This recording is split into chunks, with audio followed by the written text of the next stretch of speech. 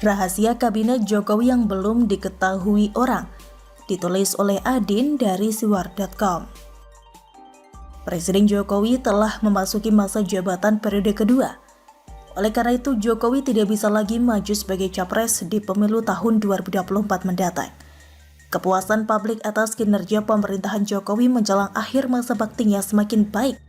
Masyarakat cenderung puas dengan kinerja Jokowi selama ini.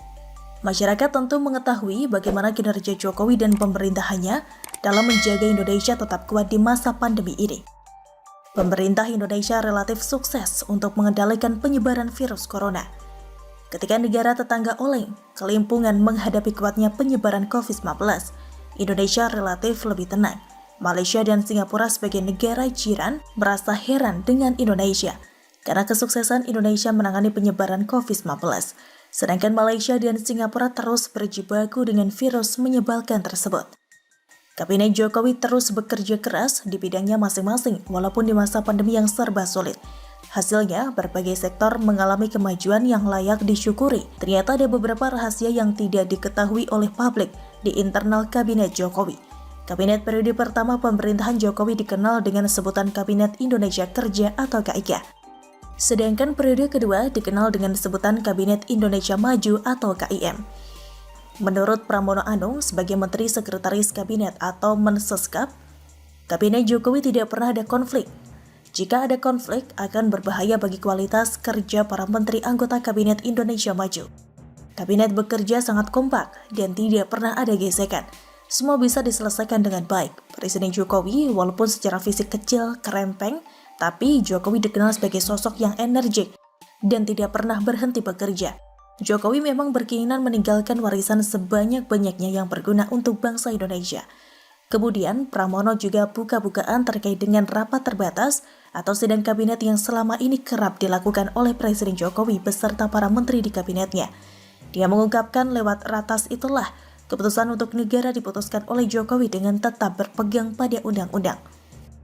Di tempat itulah Presiden akan memutuskan, misalnya yang berkaitan dengan masalah bangsa, seperti Presiden memutuskan harga minyak goreng, minyak curah menjadi Rp14.000. Itu tentunya usulannya dari menterinya. Dan menterinya kemudian menyampaikan dalam sidang kabinet dalam rapat terbatas.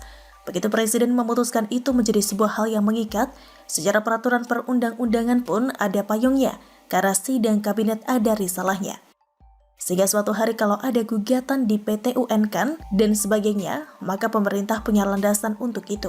Jadi semua keputusan di sidang kabinet, mulai urusan vaksin, evaluasi PPKM, itu semua oleh Presiden diputuskan dalam sidang kabinet.